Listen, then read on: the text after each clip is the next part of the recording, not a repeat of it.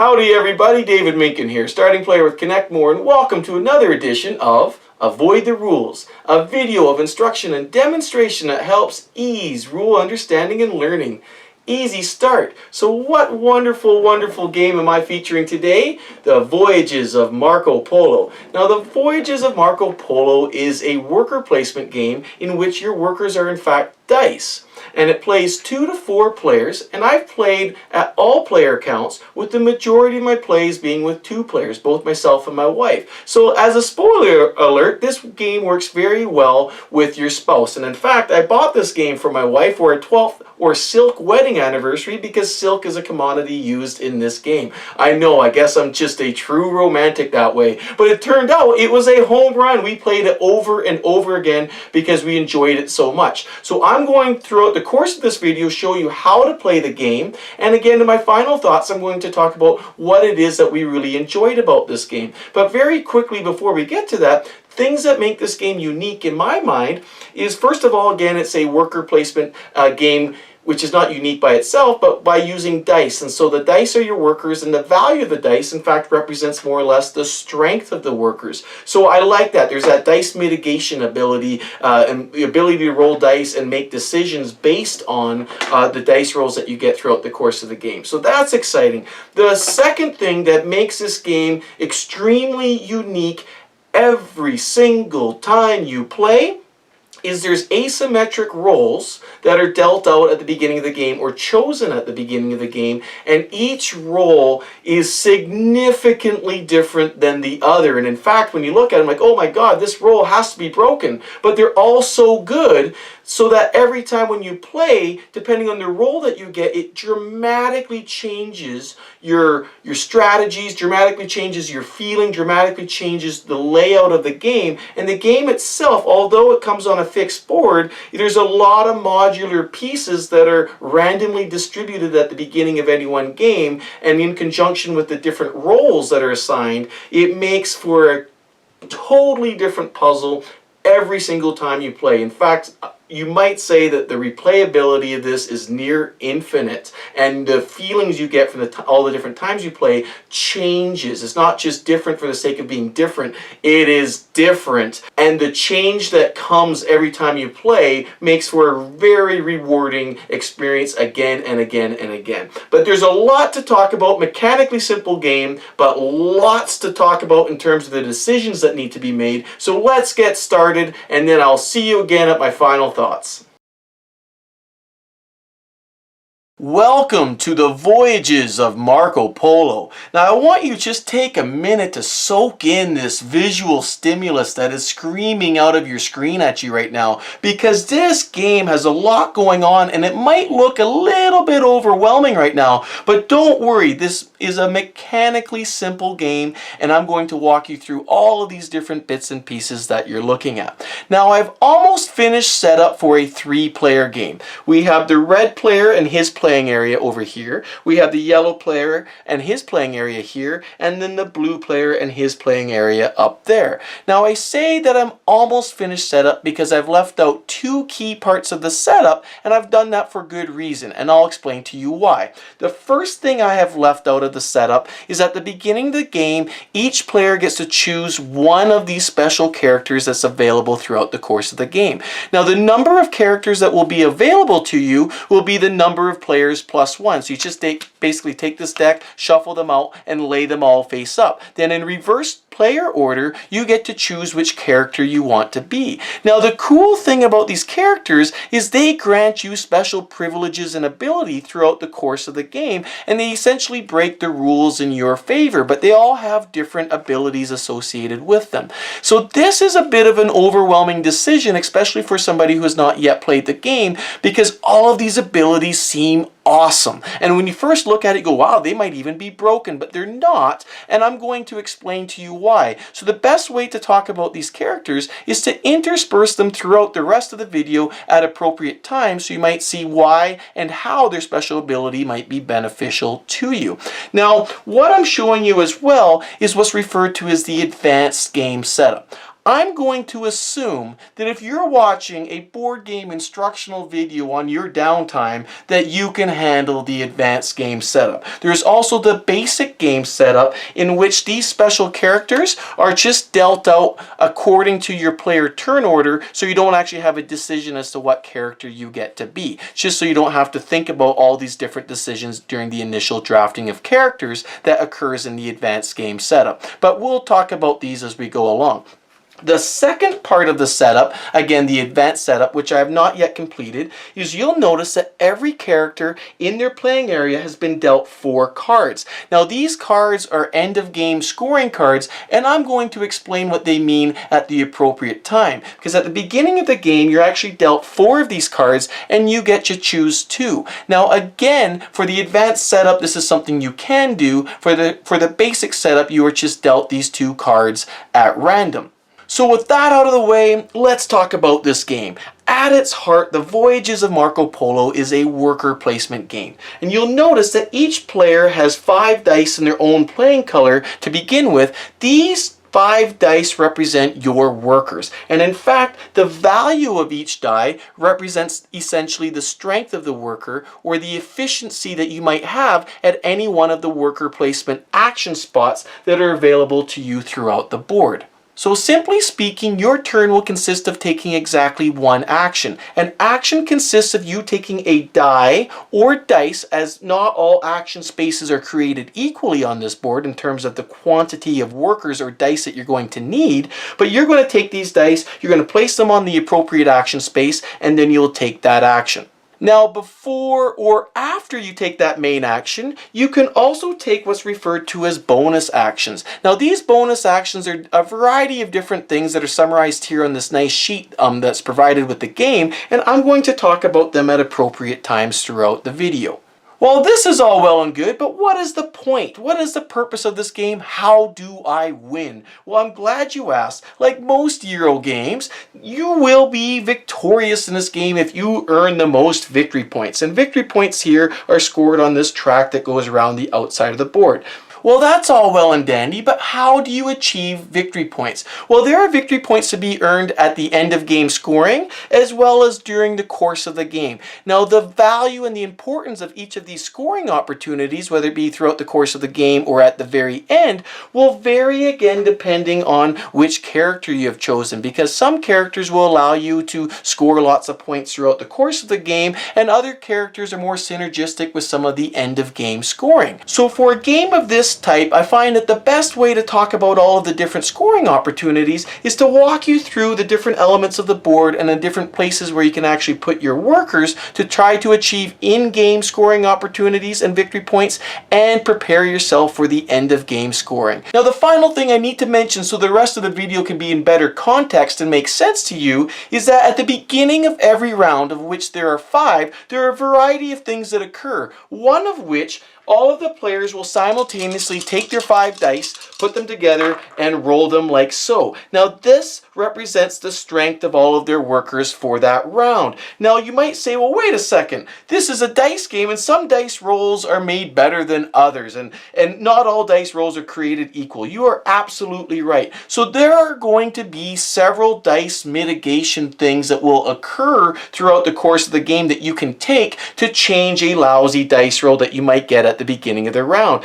As an example, the first thing you check is when you roll the dice, you count up the colors of all of your colored dice, and if that value, total value, is less than 15, you actually get what is referred to as compensation for having such a lousy roll. So immediately, if you have a bad roll or a low roll, you can get compensated for that. So essentially what you do is just add up the values. So here I got 6, 7, 11, 15, 18. I do not get any compensation. But say, for example, I had a bad roll, like something like this. So I had a total of 6, 10, 12. So I am 3 shy of 15. Now I can then choose to take that 3 in camels, and you'll see why you need camels later. or coins, and you'll see why you need coins later as well, or as a combination of both. So you can be compensated for a poor dice roll like so. And then you keep your dice values the same and you put them back into your playing area. Now you are ready to place them out into the worker placement areas and use them as your workers for your turns during the round. Now this is where I like to introduce our first special character. You'll notice that this particular character, if you look at all of the icons on his card, it shows a bunch of these dice icons with X's on them.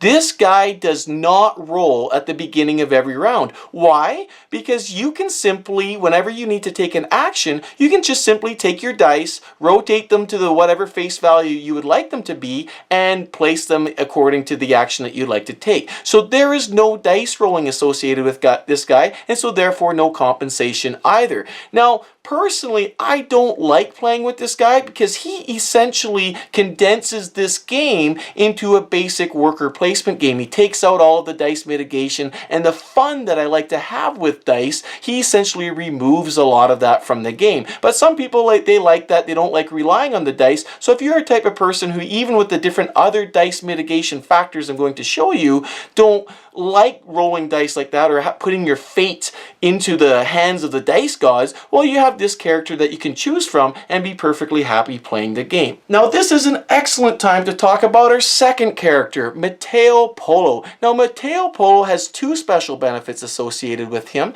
and I also want to point out some of the standard iconology used throughout this game. Whenever you see an exclamation mark like this, you'll see him on special characters and some other cities here, small cities in the game, which I'll talk about later. This basically is a reminder to you that this is a benefit that you take at the beginning of every round. So what this says, at the beginning of the round, Matteo Polo gets an additional die, a white die. And the game actually comes with the white die here. And so when you actually roll your dice at the beginning, you just roll this along with them and return it back to your playing area. Suppose yellow is the Matteo Polo, you return it back to your playing area, and this essentially gives you an extra worker every round. That is huge, as in any worker placement game, whenever you can get that additional benefit of more workers, that is just great, great news. So that's a huge benefit. And the other thing I want to point out, for reasons that I'm going to explain later, is this die is a neutral color die. It does not count as your color, because whenever the rules or instructions refer to something for dice of a player's color, they're simply referring to the blue, the red, and the yellow, and the green. They don't refer to the black, which is here, which I'll talk about, or the white. And this will make more sense later in the video. So not only that, Matteo Polo also gets at the beginning of each round to receive a contract. Now this is a great time for me to start talking more about the victory conditions, and the contracts throughout the game are in fact one of the primary ways in which you can actually receive in-game scoring points, and it also provides some end-of-game scoring as well. Now contracts are an integral part of this game. In fact, at the beginning of the game, every player is dealt one of the starting contracts. Now starting contracts are just something to get you started here, and they're signified here by this blue seal on the back of them, whereas the rest of the contracts used throughout the game have the red seal on the back of them. Now if we just zoom in a little bit closer into the player area, and this is the unused player board that I'm not using for the purposes of this video, so it's not populated with all the rest of the stuff, but what you see here is there's in fact these two square spaces on this desk or on this board, which is a place where you actually get to put any incomplete contracts that you're working on. And so the way the contracts are set up is they're all the same. On the left of this little kind of square bracket, it shows you the inputs required. So for example, to achieve this contract, I need a camel and a gold brick. And when I achieve this contract, I'll get 3 camels and I'll get 2 victory points. Now, every contract awards victory points, which is indicated here by the value and the laurel wreath there. So as soon as you accomplish that, then you'd move your marker along the victory point track, and then you would take your contract and you take any bonuses that were associated with it, and then you'd flip it over and you put it face down in this area here. And you can see that this player board in fact is Marco Polo's desk. This is where he's writing about his adventures, reading about his adventures here with the book, and this is in fact where you're going to keep your resources. You keep camels here. Now camels are not thought of as resources in the game, but they are required to do a lot of things, whereas the three things that are referred to as resources are gold, silk, and pepper, and these things here, all the camels and the resources, are over here in the common supply area. Now, if we go back to the contracts, we'll see that once we finish a contract, then it frees up more space for more contracts to come in, and not only that, you'll see that there's a 7 with a laurel wreath around here. This is end of game scoring opportunities for you, because the player or players who have achieved the most contracts at the end of the game get an additional 7 victory points at the end of the game. So these are huge. They not only provide in-game scoring, they provide end-of-game scoring should you be able to achieve the most. It is also very important to point out that actually accomplishing a contract does not count as an action on your turn. This is one of those bonus actions that I was referring to. So you can achieve this either before or after your actual action that you take on your turn. So you don't have to burn up your whole turn actually accomplishing the actual contract. But that being said, if you need to get contracts, that does take an action, and the place where you're going to get the contracts is down here at the lower part of the board. So first of all, we look to see how many dice we're going to need. So here you see that we need 1 die, because anytime you need to place dice anywhere, it indicates to you how many dice you're going to need to use. So here we see we need to put 1 dice. So here, suppose yellow wants to go, he will put 1 dice right here. Now this gives him the benefit to choose 1 or 2 contracts from the row, but he's limited by the actual value of the die that he places there. So since he placed a value of 3, he can only choose from these 3 contracts here. As a maximum, he can only go up to the contract in the number 3 space. If he had chosen, say, a die that was a number 6, then he could have chosen any one of these contracts or any 2 of these contracts, since he has the choice, because 6 is the highest value that there is. So in this way, this is actually how the value of the die dictates your ability to choose different things. Now these are all put out here randomly, so sometimes you may only want that contract in a 1 space or 2 space, which is great because again, if you had a bad die roll or a low die roll at the beginning of the round, well then you might want to save it for this action space because you'll still get what you need. So why on earth would you ever choose to take only 1 contract instead of 2 contracts? Wouldn't that be a waste? Wouldn't that be less efficient? Well, perhaps, but the thing I need to point out is, again, if we go back to your player area, if you have a contract right here, is if you choose to take a contract from here, so let's go back to the main example of 3, suppose I take this contract here, the 3rd contract, I place it here. It must go onto my board. So if I chose to take a 2nd contract, and again my only choices would be from the 1 or the 2 spot, because again of my maximum value of 3, if I chose to take, say for example, a 2nd contract, I would have to displace a contract without actually accomplishing it. I cannot take a contract from here and immediately discard it. It must come onto my board first. So that might be a reason why you might only choose to take the 1 contract, because by taking 2 it might actually screw up your plans a little bit. Now finally, suppose I only took the 1 contract here. At the end of choosing my 1 or 2 contracts, the rest of the contracts will slide down. This is pretty significant because you may notice that in the 5 spot and the 6 spot there's some additional iconography right here. If you were to choose to take the contract here from the 5th spot, you get a bonus in addition to the contract of 1 coin or 1 camel. If we went back to how it was originally, if you took a contract from the 6th spot, you get the choice of either 2 coins or 2 camels. So there's some bonuses here assigned for having the larger value die to take these contracts here at the end. So by taking contracts earlier, if you don't have big numbered dice, you might be able to eliminate that bonus from other players who are coming after you. What? Did you say other players can come here after you and take the same action? How is that possible? I've already put my die here on the action space. Nobody could possibly come here. Absolutely, and this is another element of the game, and it's going to be true for most of these spots, except for the ones up here, which I'll explain, is that you can come after a player has already chosen to take one of these action spots here on the bottom third of the board, but it's going to cost you. And the cost of taking an action space after someone else has already gone there is very simply the value of the lowest die that you put there. And I say that because some of these action spots require 2 or 3 dice. Here, for example, doesn't matter with only 1 die, but suppose blue comes along and says, you know what, I really want one of these contracts as well. I'm going to take a die, and you would simply just place it on top of any previous dice that were placed there. Now, you do not care about the value of the die that was placed before you or how many people have gone before you. It doesn't matter. All you care is the fact that you were not there first. And then you look at the value of your die, the lowest value, and you see it's 4. Now, blue would actually have to pay 4 coins from his area to the bank here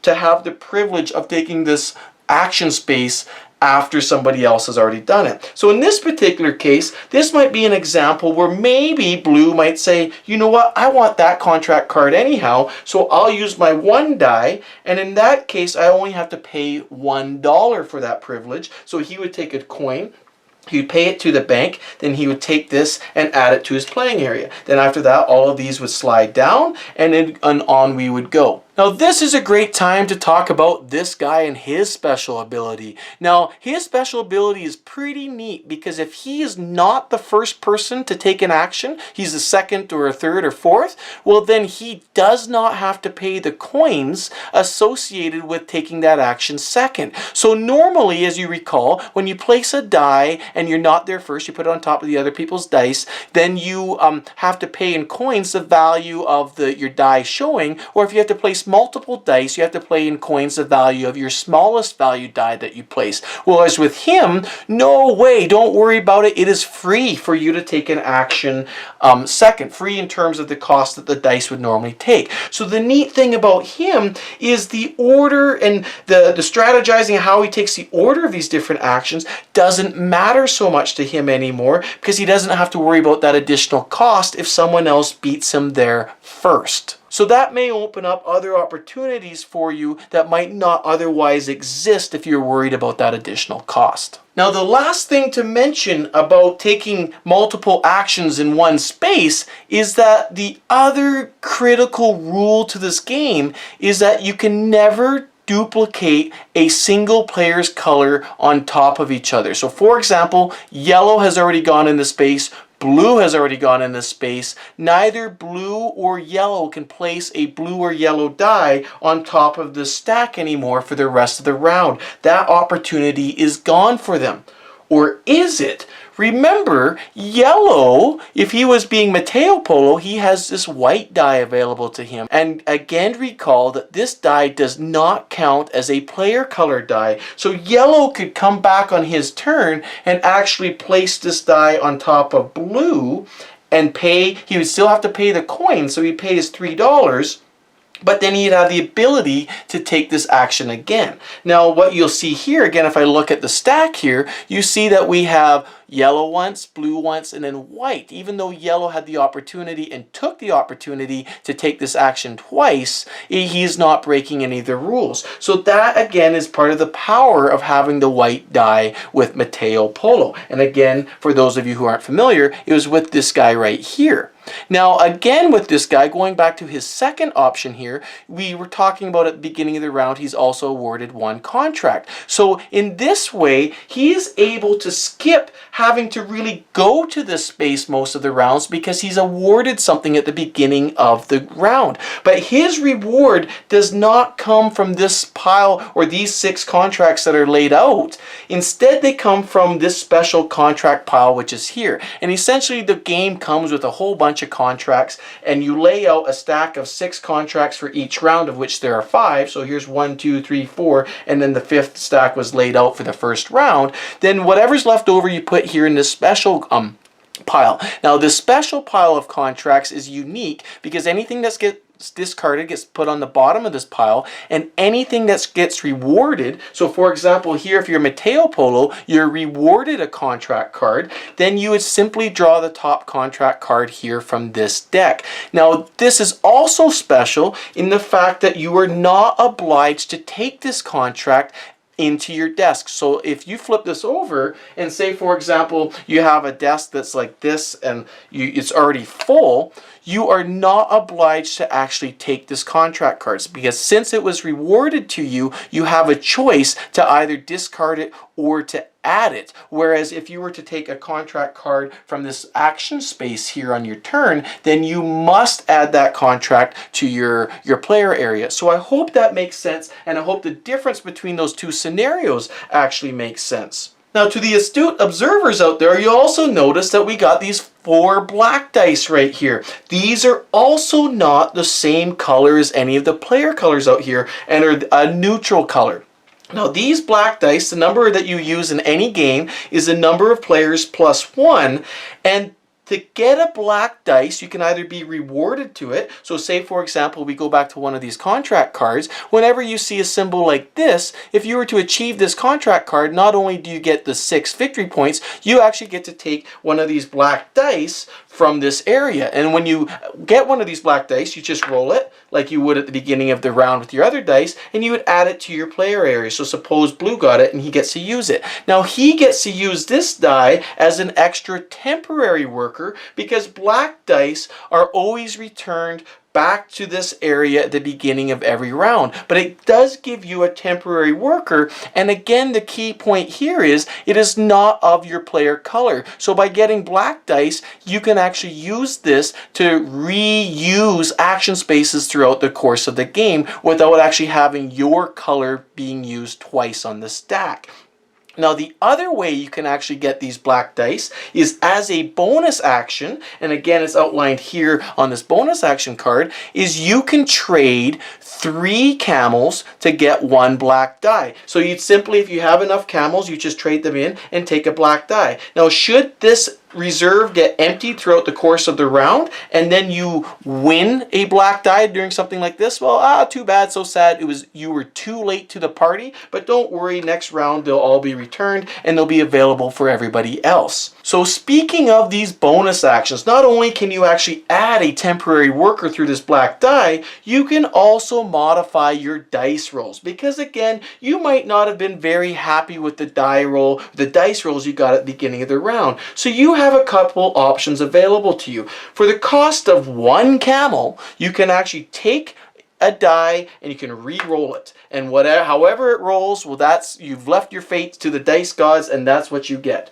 But if you don't like that level of uncertainty and you only need to make a minor change to one of your dice, so say for example you need to make this 4 and you want to make it a 5, well then for the cost of 2 camels you can actually just simply take it and rotate it to 1 value. So you can make a 5 a 4, a 4 a 3, a 4 a 5, as long as it's changing value by 1. You cannot come back on itself. You cannot make a 1 a 6 or a 6 a 1, but it's another way in which you can actually modify your dice rolls. Now these modification of the dice, whether it be by re-rolling the dice or by just changing the face of the die, those also are what are referred to as bonus actions, and again are outlined here, this one and this one. So in this way I've just discussed 3 different ways in which you can use your bonus actions to either add workers or to modify the strength of your existing workers to be able to accomplish these things throughout the round. But here I've been going on and on about all of these things that you need. You need camels, you need resources to get contracts, you need camels to be able to buy temporary workers, you need camels to be able to finish contracts, be able to perhaps win temporary workers, get victory points. You need resources to be able to do this stuff. Where do you get this stuff? Well, that brings me to this next action space, which is down here, which is referred to as the Bazaar. Now the Bazaar is divided into 4 different rows, and essentially what you have is you got what's referred to as the gold row, silk row, the pepper row, and the camel row, and then there's again 6 different columns, each column associated with a different value of the die. So this works exactly as I showed it before with the actual contract cards.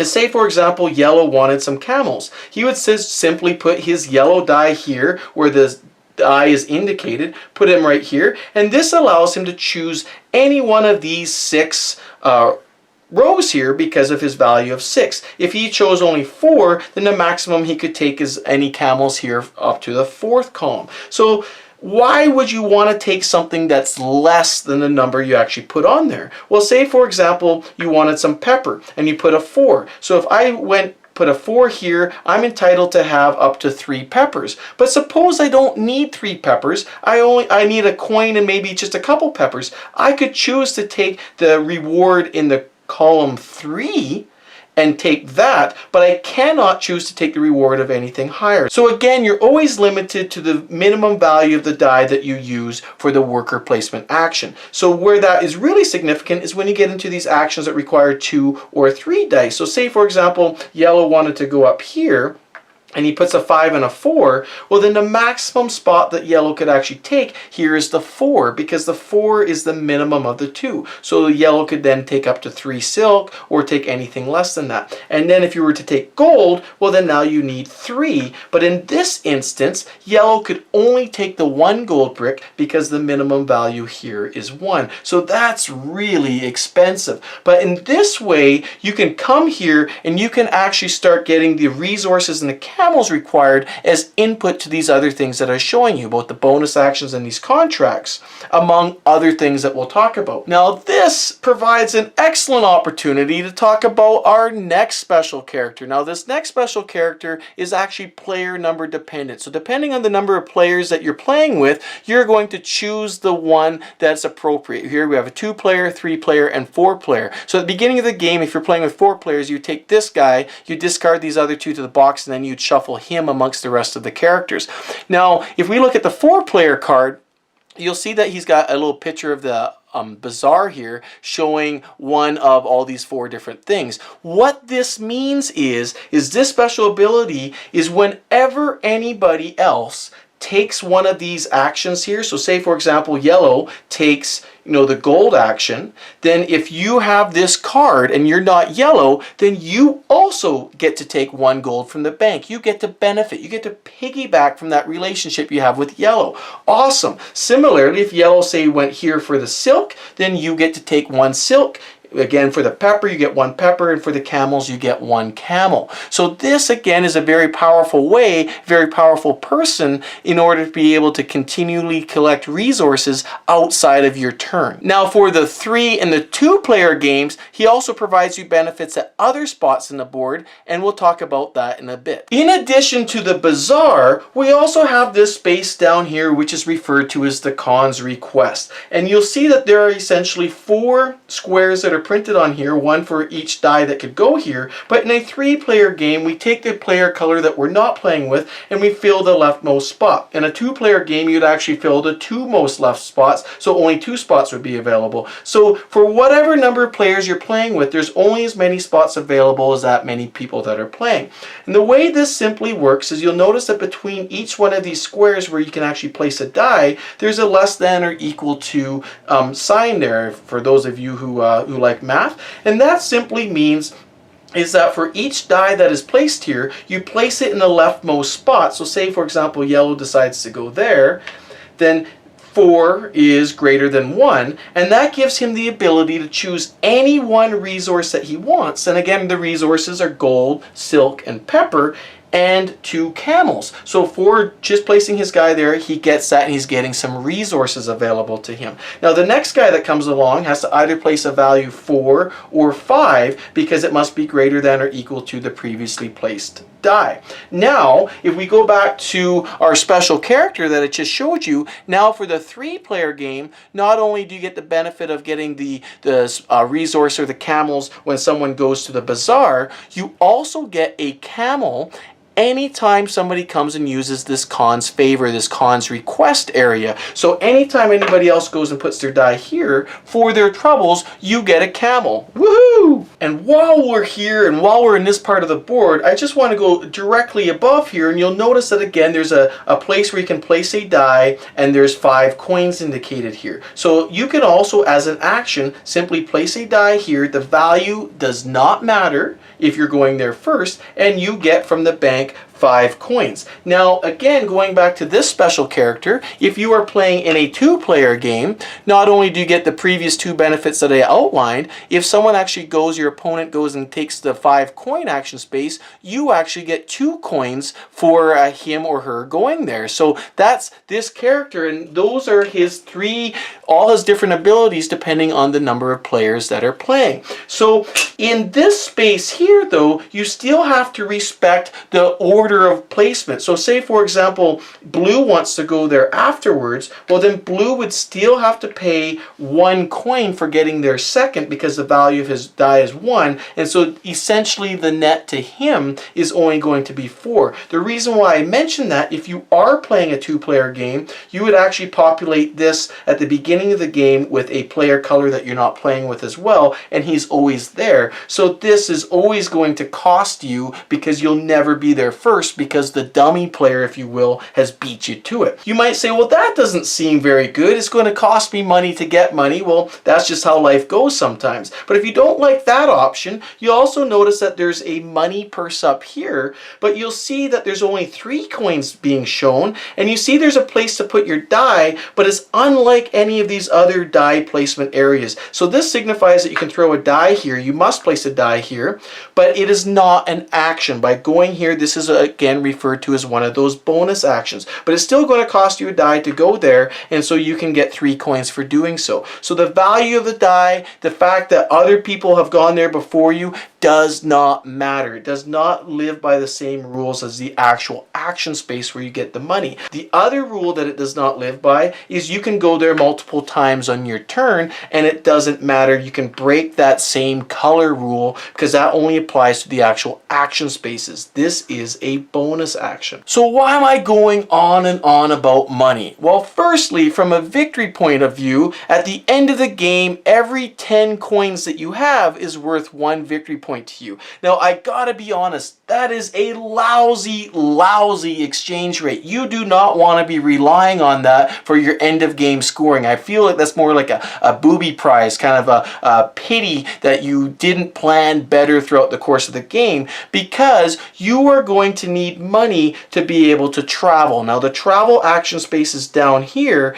and by taking this action space is going to be able to impact your ability to do things in the top 2/3 of your board, this map portion. So let's talk about this, and in my opinion, I've saved the best action space for last. To take the travel action is going to cost you 2 dice, as indicated here by the 2 dice symbols here next to the action space. So suppose yellow wants to take that action space, you'd place 2 dice like so, and here, since 3 is the minimum value of the dice that yellow has chosen, then you could take either the first, second, or third travel action. Now you'll also notice that all of these travel actions have a base cost associated with them, and the cost is always in coins. What's also cool to notice is that the cost for the 3 and the 4 travel action is the same, and the cost for the 5 and the 6 travel action is the same. And I think that's kind of cool, because even though the higher number in both of those pairs allows you to travel 1 more space than you normally would,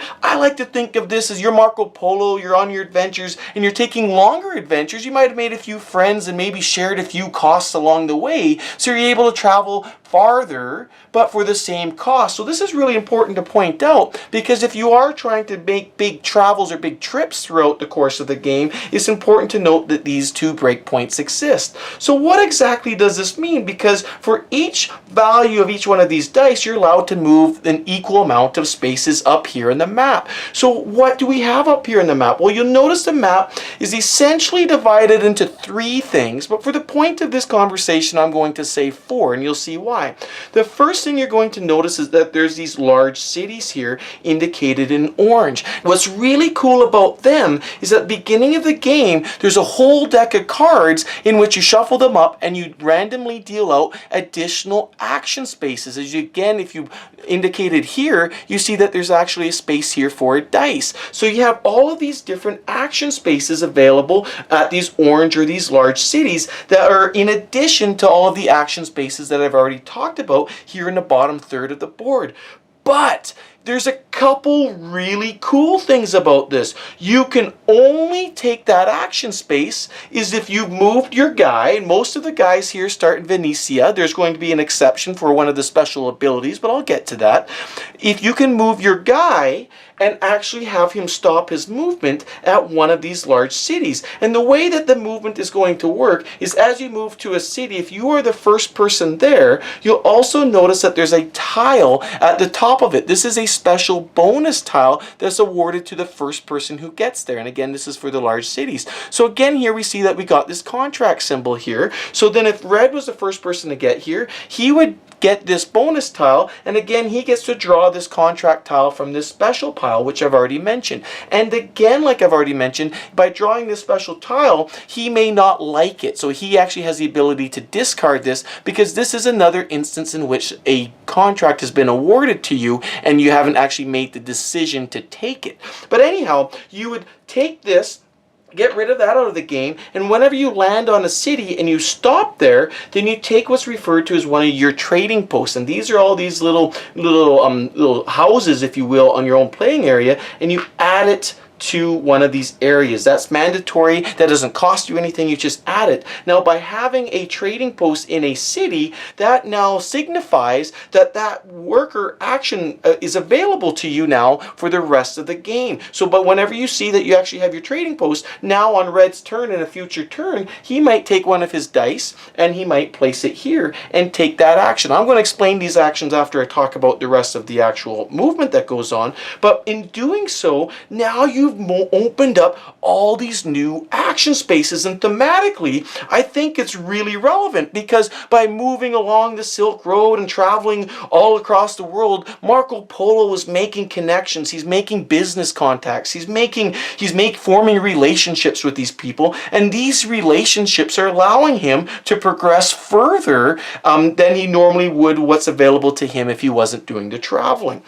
Now, a couple things to point out about the traveling is that it is broken up. You have the big cities. You also have these small cities, which are indicated here in blue. Now, again, the small cities have these little special tokens on them. And for the beginning game, there's letters on each one of these, and they're assigned certain spots. But for the advanced game, you just shuffle them out and throw them out accordingly. Now, there are extras of these, but these, unlike the big cities, these offer you bonuses at the beginning of every round, because all of these, again, as you'll see, they have an exclamation mark on them, which is something that's resolved at the beginning of the round phase. And so if you have a trading post in one of these cities, at the beginning of every round, you actually get to get this benefit to you. So if you have a trading post, for example, in this city here, and we'll suppose that blue has a trading post, and again, there's no additional bonus like the big cities that go away. You just put your trading post.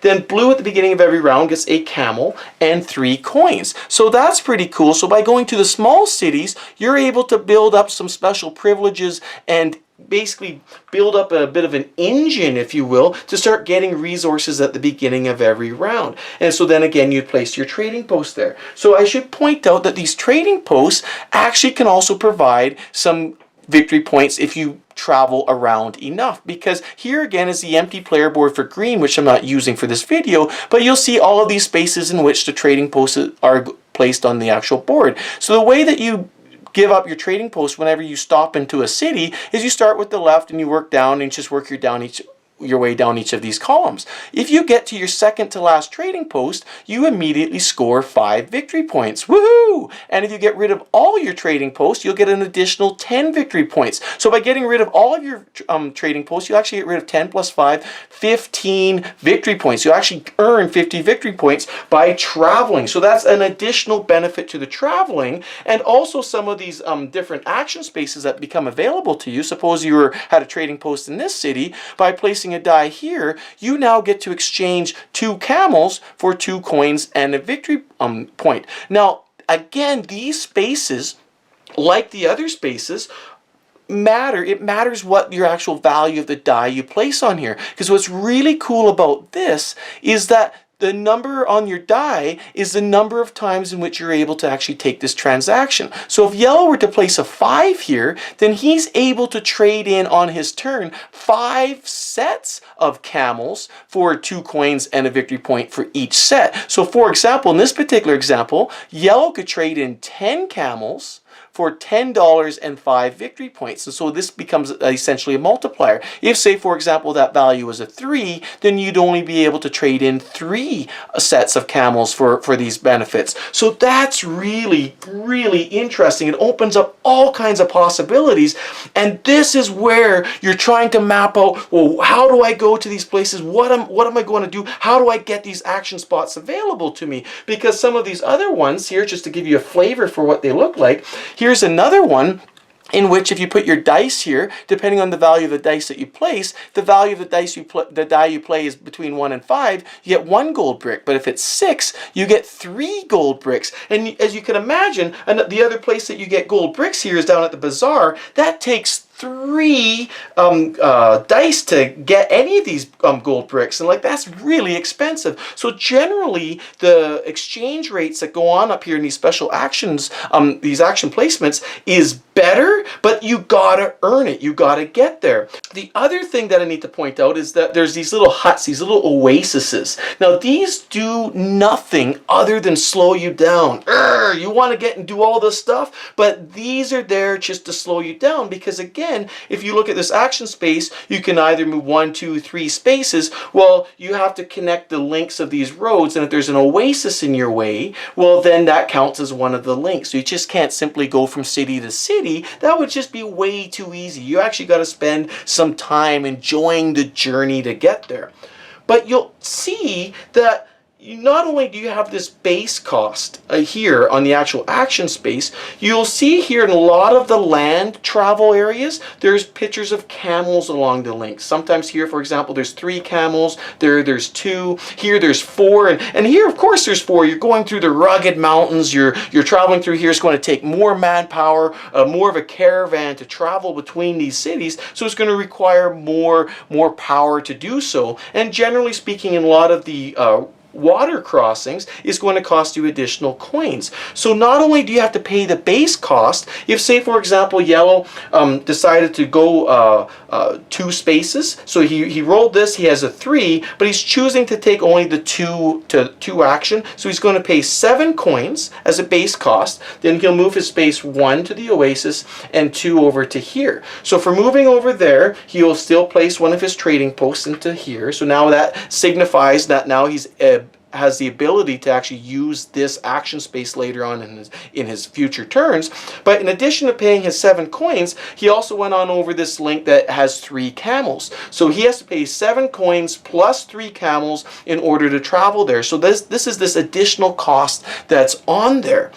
Now, if you manage to get rid of all of your trading posts, if say for example you've gotten rid of all your trading posts and you got your 15 victory points and you move to another city and the city in which you stop at does not have one of your trading posts, then you'd simply take it from a city that your trading post is already at and move it. And again, these trading posts are only placed in cities in which you stop your movement. If you, for example, move through a city, say you're here and you move twice to there and you move through Ormuz here, you would not actually place a trading post here. You'd only put it here at your final destination city. And similarly, if you're in a big city where there's bonuses, you'd only get it by placing your trading post. But that takes me to this other special dude. Now this guy, he's all about movement. You'll see that at the beginning of the game, he actually starts with 2 additional trading posts. So you actually give the player who chose this guy these 2 black trading posts here.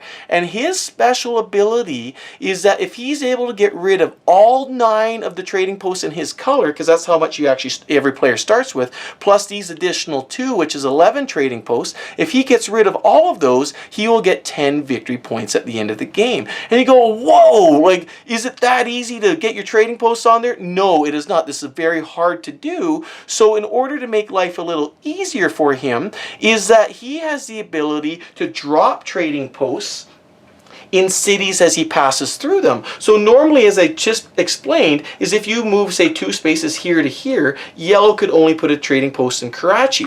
But if yellow was this guy, he can drop trading posts through every city that he travels through. He doesn't necessarily have to stop there. So if he had this ability, then yellow would go 1, 2 and drop a trading post here, and then take this bonus here and also drop a trading post there. So that's a way in which you can work quicker toward actually achieving and dropping off all 11 of these trading posts. And that's the special ability of this guy. Now, not all of the special characters actually have to travel through all of the cities. There's also this special character that allows him to move from Oasis to Oasis anywhere on the board, and that counts as one travel action. So say, for example, yellow was this particular character, and you were in this Oasis again, he could move to any other Oasis he wants to on the board. Whoa! Mind blown! And the reason for that, one thing I like to point out on this map, especially to new players, and I got burned by this the very first time that I played,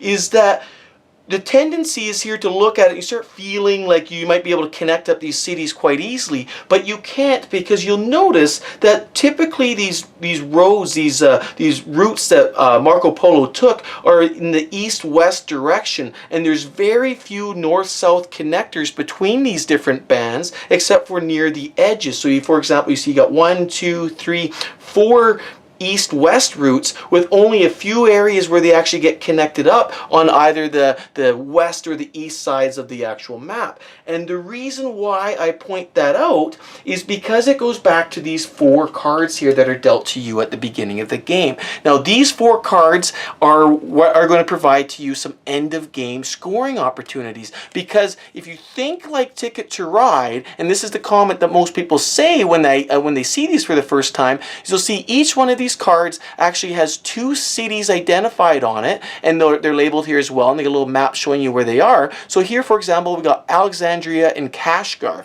So if we find where they are, we got Alexandria here, and we got Kashgar here. If you are able to, at the very end of the game, have a trading post in both of these cities, you will be awarded 5 victory points. But you'll notice that they're not connected right away. So you're going to have to do some traveling to be able to achieve this end of game scoring card. But you'll see that every player has actually been dealt 4 of these at the beginning of the game, and you're going to have to choose 2. So you do have some selection as to what you're going to choose.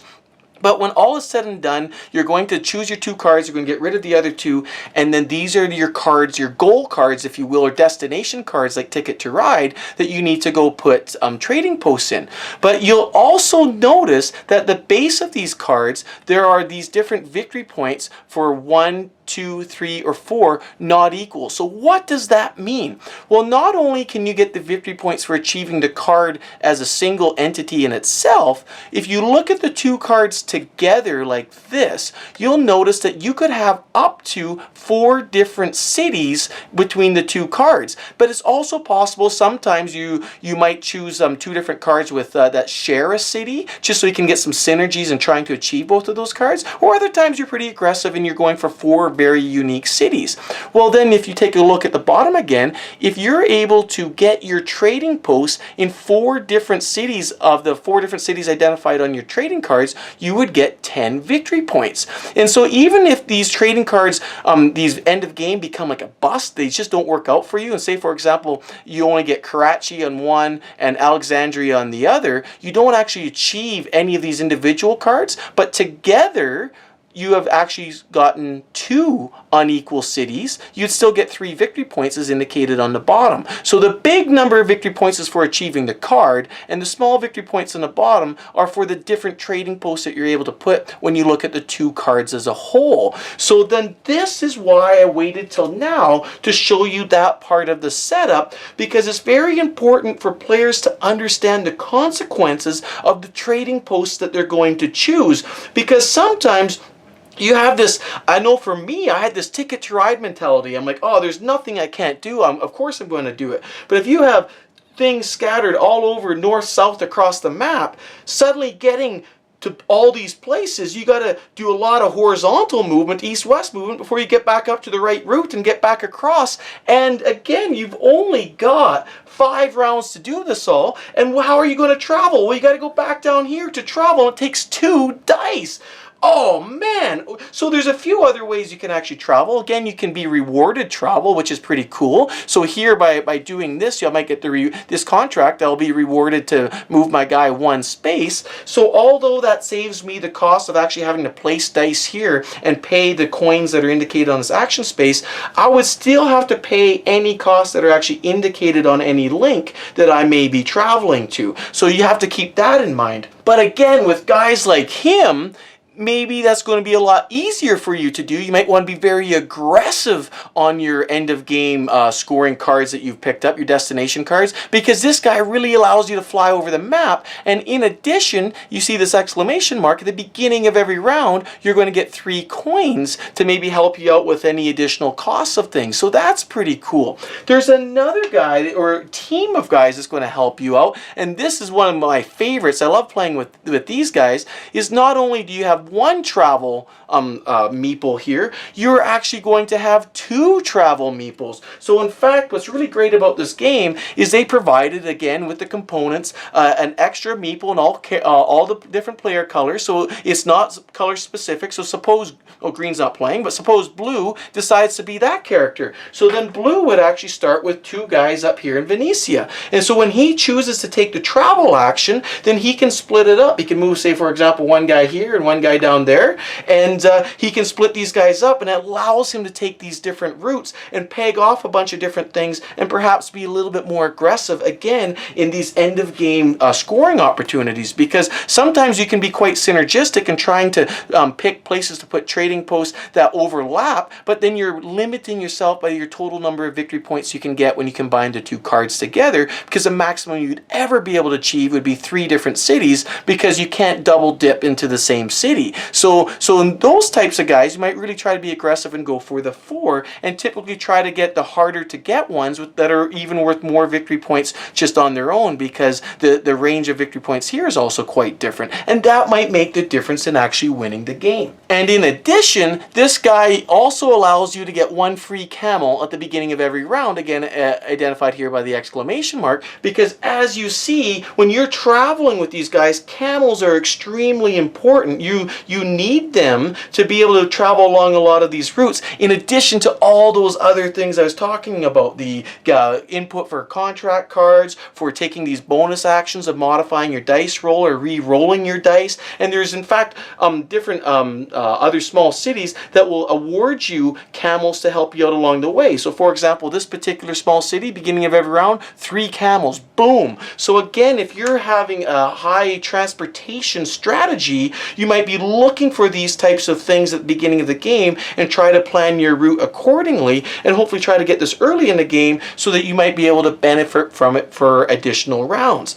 Now, the other thing I need to talk about here down at the actual travel action space is that, again, you have to respect the fact that you cannot repeat player colors here. So yellow has already traveled. He cannot go back here and reuse this action space by placing yellow dice. But what he can do is there's a couple things he can do. First of all, on his turn, he can try to get these neutral dice. Now, as a bonus action, you can only ever get 1 neutral or 1 black dice every round. So you got to plan in advance. If you want to take this action space twice in a turn, well then your first turn you got 3 camels, or you can actually win a reward for getting a black dice. So you get a black dice, add it to your playing area, and then on an additional turn as a bonus action, provided that hopefully some of these are left, you might be able to get another black dice, add it to your area, and then he could come back and actually reuse the space, because again, yellow is not being used.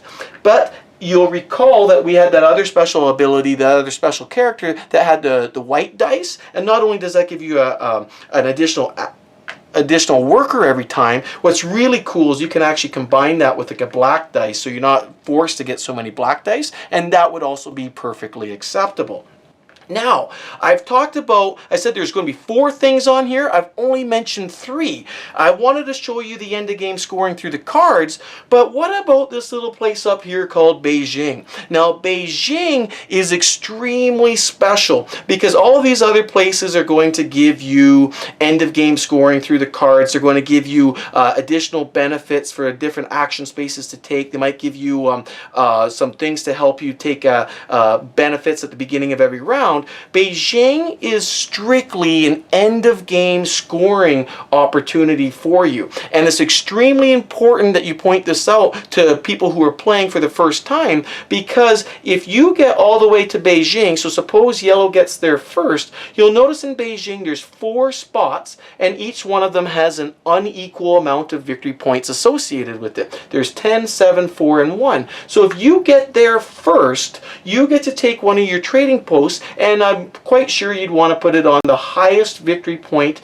that's available to you. So if you're there first, put it on the 10. You do not score those points right away. You will score them at the end of the game. So that gives you some end of game scoring. So if you see your opponents rushing there, well, you need to minimize the damage because that's a 10-point swing right there. But if you get in there second, suppose red gets in there second, he can take the 7 victory points, and now it's only a 3 victory point differential. So whew, that's a little bit better. But in addition, you also need to be in Beijing in order to trade your goods, leftover goods at the end of the game for victory points. So you can only do that if you have a trading post in Beijing at the game's end. And simply what you do is you can take any combination of any 2 goods, and again, remember the goods are pepper, silk, and gold. You can trade 2 of those for 1 victory point. If you do not have a trading post there, so in this case blue does not have a trading post, blue could have all the goods left over that they want. They count for 0 points at the end. You must have traveled to Beijing for them to have any value to you. And that takes us to our next special guy. His special ability? Well, he starts in Beijing. So instead of starting over here in Venetia, he just starts immediately in Beijing and gets to put a trading post, boom, right there. And that's where he's going to start. So his benefit is that he gets all of that end of game scoring guaranteed to him, and he will have the 10 victory points. So that's pretty neat as well. And it also will allow you to basically have better access to some of these cities that are on this side of the board quicker than anybody over here, because it takes a lot of work to travel and go eastward, whereas if you're already east, you might be able to jump in on some of these cities that are immediately adjacent to Beijing and grab the immediate benefit or whatever the actual bonus is for this small city over here right away, and then you can start leveraging that into your gameplay, and it might be different than if you started over here in Venetia. And you also notice down here in Sumatra, this is a cool place, because by getting here, you get available to you 3 different action spaces available to you. Most of these big cities only have 1. Here you get 3 of them available. So that's really cool, because now you have all kinds of different things you can do down here, which is really neat. Now, the one thing I also want to mention about these different action spaces, suppose somebody goes here, they plunk down a dice, then nobody else can go there. These action spaces here in the large cities can only be occupied by 1 person for any 1 round. Then during the cleanup, you go away and be cleaned up. So here, for example, both yellow and red can go there. Whoever gets there first, they get that action spot. The other person cannot go there. You cannot stack the dice that you can for these other action spaces. So this is another thing that I absolutely adore about this game, because you have your regular actions in which you're not totally shut out, but sometimes effectively you are, because you still have to pay that cost in coins to get to actually take the action if you went there second. So again, in this example here, if you came second to the travel action, not only do you got to pay the cost in coins, which I already explained, for putting your dice on second or third or fourth, then you got to pay the cost in coins here to actually take your travel action. Then you have to pay the cost over here. So woof, it gets really expensive. It's possible though. It's possible. You can still wiggle your way into spaces over here, but up here you still have that hard very rigid blocking of action spaces that occur, and it just makes for a really dynamic and gut-wrenching and game full of decisions, and agonizingly so. And this part of the game frustrates me in a very good way to no end. Now, one last thing I want to touch on these cards is that you'll notice here this card looks a little bit different. If I, for example, put something up like this and I put a value 5 on here, whenever you see a symbol here with a check mark in it, it basically means check for how many of these you actually have played out on the board. So say, for example, yellow had placed out had 4 trading posts that were out in the various different cities.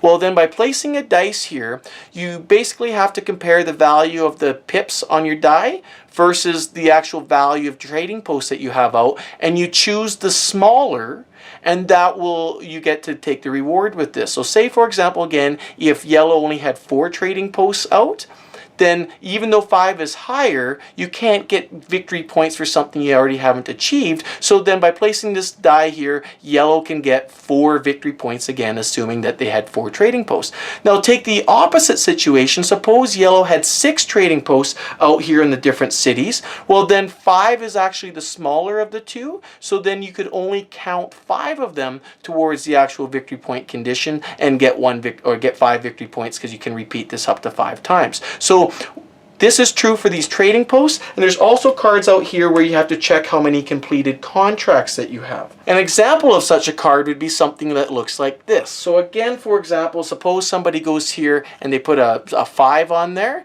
Well, then you would check your drawer in your personal playing area and you see how many completed contracts you have. If you have, say, for example, only 3 completed contracts, you could only count this card 3 times and you'd get $6. But if you had 6 completed contracts, well, then you're limited now by your dice or your die, and you could only count it 5 times and you get $10. So this is another thing that is really interesting about this game, because this deck of all these different action spaces that you can create out in these big cities is massive, and they all, some score lots of victory points, some score coins, others score goods. They all score different things, and so what's placed out here is going to dramatically change the layout of the game and how the game is going to be played. And it's very important for players to look at that before they choose their special characters, because sometimes you might be in a game that's very money rich. You might have a lot of these actions that allow you to trade in money and get money easier, whereas other times it might be goods rich, and then you want to leverage that with the actual character that you're going to be playing with. So there's just a ton of decisions out here. Now, the other important thing about this travel action space, not only does it allow you to travel up here on the board, on the map here,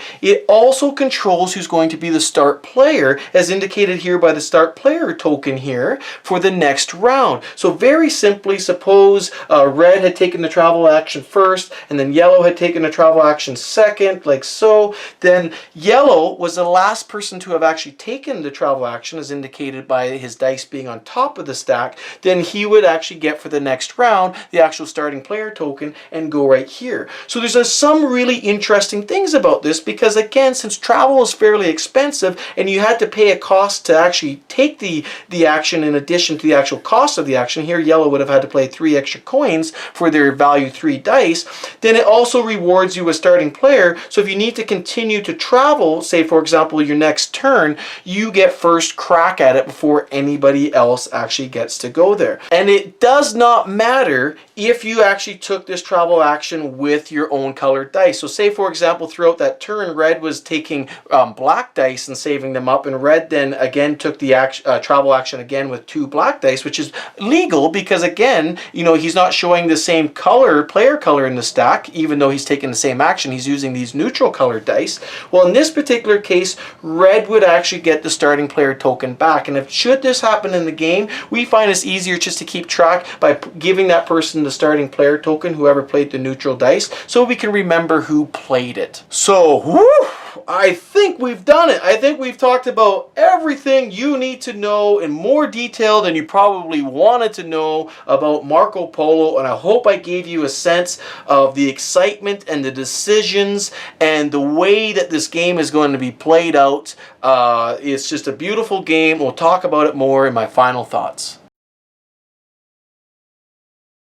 Whoa! Welcome back. Thanks so much for watching. There was a lot to talk about, and again, hopefully you see that this is indeed a mechanically simple game. It's not very tricky in terms of what you need to do, but you can see that the learning curve on this game is very steep, and you need to make some huge decisions in terms of your root cards that you're going to take, and in terms of what role you're going to take, even before the game starts, which can be extremely overwhelming to a noob. So one thing that I think that they did extremely well in Marco Polo was by having what they refer to as the advanced setup and the beginner setup. So the beginner setup, everything is just more or less dealt out to you. So if you're a gamer out there, you might not like that because you want to have some decisions. But sometimes you're not sure what those decisions mean, especially for your first time play. So this game does an extremely good job of giving you a setup, a generic setup, so you can get playing and not be paralyzed by those decisions before figuring out after your first game how important one decision might be over the other. So I think that is extremely great, and I love how this game scales for beginner players or first-time players to more advanced players.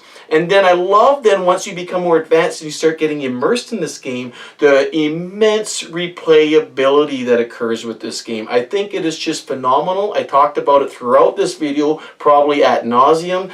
These special role characters is something that makes this game, in my opinion, incredibly unique for this genre, this style of game. Because these role characters, they totally change the layout and they totally change your strategy as to how you approach this game from game to game.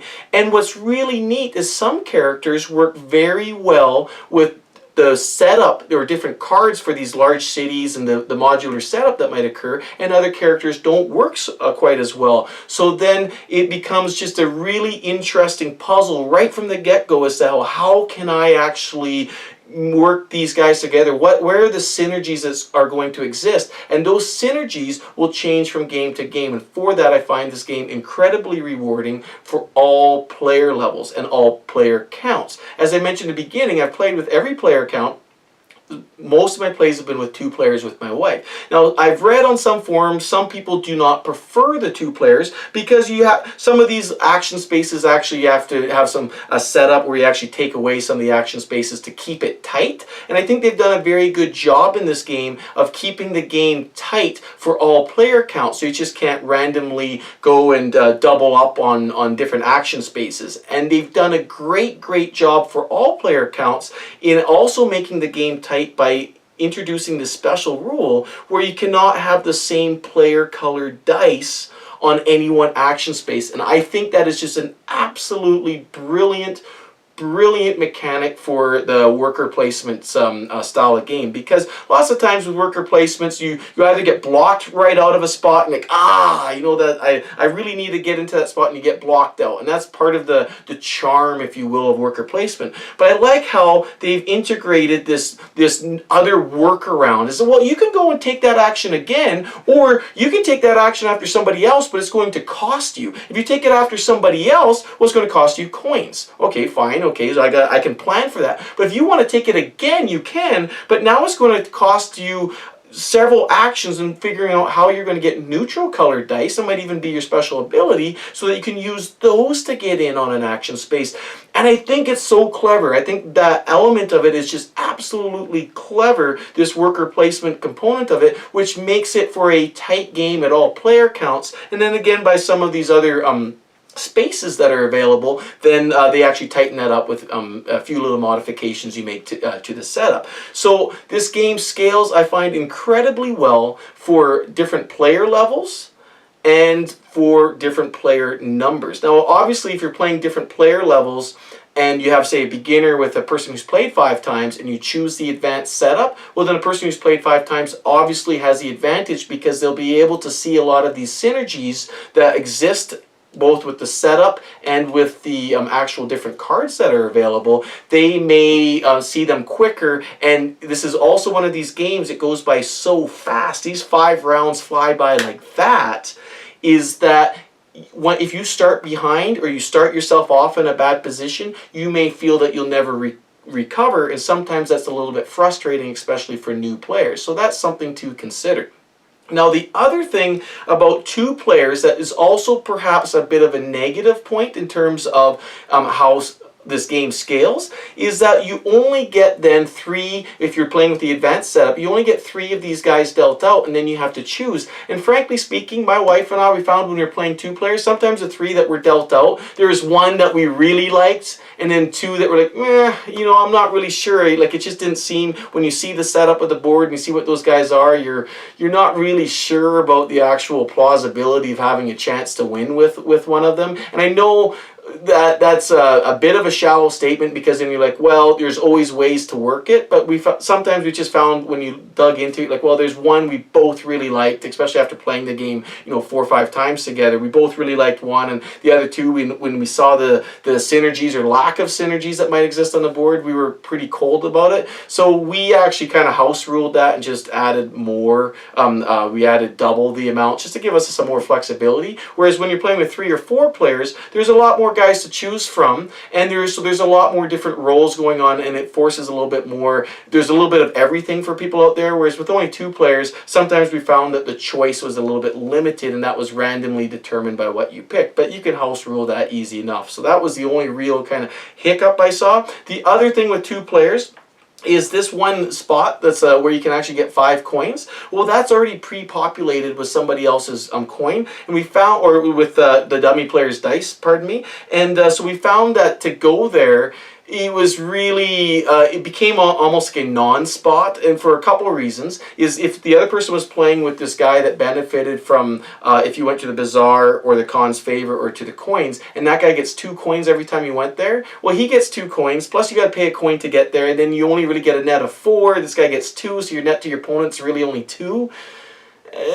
Whereas you can go take a bonus action and just get 3 and nobody else benefits from it. So we found that with a 2-player game that almost seemed to be an ineffective spot. But that being said, sometimes you just needed that 1 extra coin, and that's what you needed to do. You just needed to go there, you needed that 1 extra coin because you needed to get done what you needed to get done. So all in all, it scales very well. In terms of time, on the board it says 20 to 25 minutes per player. Sure, yeah, I'm more like 30 minutes a player, but as you tell, I like to talk, and I play games with people who like to talk, and we talk a lot. So yeah, 30 minutes a player, that sounds right. So with the logistical stuff out of the way, what do I love about this game besides all the stuff I've already talked about?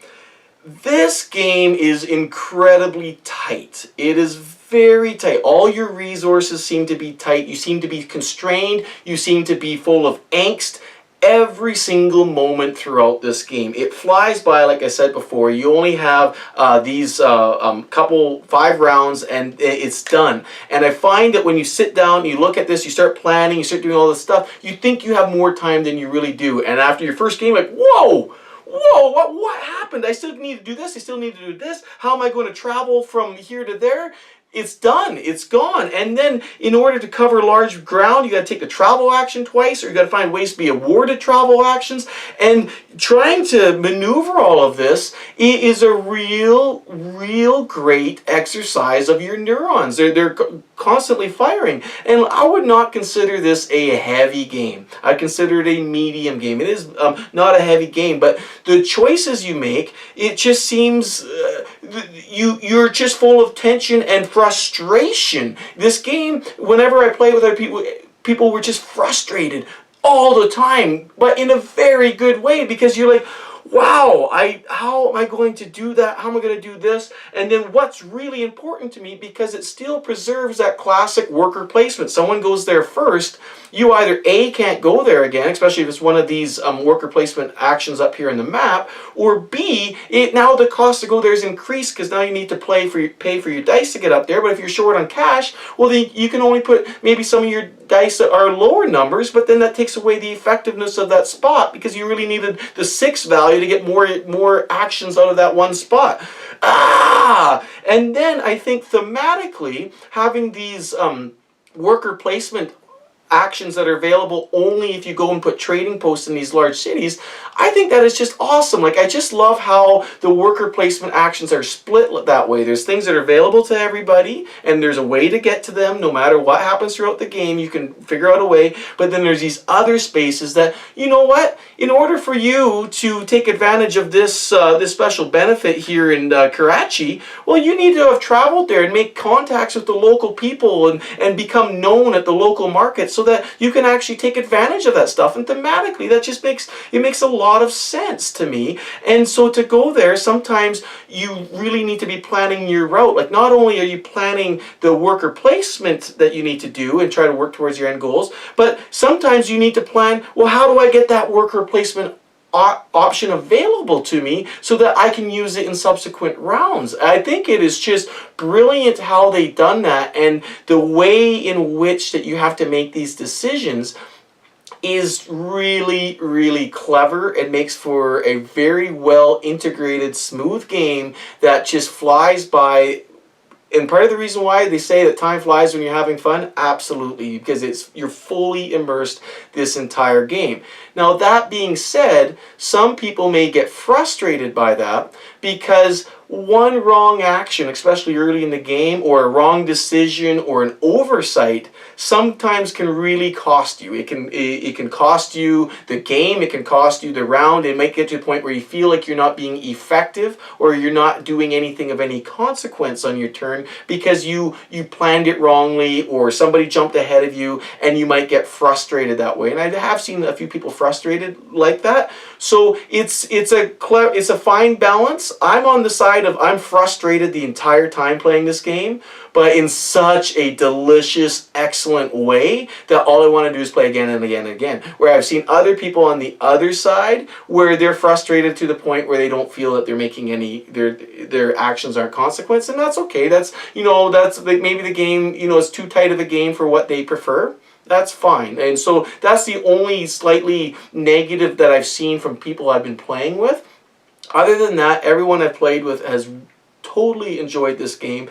The other thing that I think is extremely clever and novel in this game is I love this Beijing spot up here. I love the fact that there is end of game scoring that's dependent on you making it there. Like, I think it's really clever that there's not a blanket statement for what you do with your leftover stuff. Okay, you got leftover resources, you can trade it in for victory points. I love the fact that you can go there and then you now have opened up new end-of-game scoring opportunities to you beyond just the regular 10, 7, 4, 1 spaces that are available in terms of actually trading in your goods. It incentivizes people to go there. And if you're not motivated to go there and somebody else does, well, now you can see right away that if you don't go there and bridge the gap, and minimize that damage, well, then that might again be the difference. And again, you need to change your strategy. I've talked a lot about this front-end planning that goes on. Well, there's a lot of this in-game tacticals changes that have to occur, and a lot of it is affected and is controlled by your opponents. And so I love how the worker placement game not only has that interaction by people taking your spots, but the interaction by what other people are choosing to do sometimes directly influences your ability to perhaps win, and then you need to kind of change, go, well, how am I going to integrate that into my plan now so that doesn't become a difference between them winning or me winning. And I love that added interaction and tension that's created between you and your opponents by just doing a simple space like that that's on the far side of the board, that by going there, you're like, okay, I need to go do that. And then there's other actions out here. I got beaten up in one game because a guy was just killing me on a gold transfer action plus another card that allowed him to basically take the gold and exchange it for victory points, and he just kept comboing that. But I was the only person there with a trading post that could stop him or block him from that spot. So then you got other players going, come on, Dave, get on there, stop him from doing that. Every round he's getting 4 victory points on us. It's up to you. And you're kind of like, you kind of have to gauge it. I don't really want to go there, but I guess I should because he's walking away with it. And it just, it provides this player interaction that's elevated beyond some other worker placement games that I really enjoy. But by doing that and by creating these different spaces that are available to you and having this this map up here, these different end of game scoring, plus these different spaces that are available if you have a trading post there, I find it makes for an incredibly enriching game that flies by very fast and is just full of tension, tough decisions, and a little bit of screwage the entire time. And for these reasons, I highly recommend the Voyages of Marco Polo. I hope you enjoyed the video. If you did, please come find me on Facebook at Connect More Board Games, or YouTube Connect More Board Games, or drop me a line, David at connect-more.ca. I would love to hear from you, and I would love to hear about your experiences with this game. So until then, have a great time gaming, and I hope you enjoy the Voyages of Marco Polo. Cheers.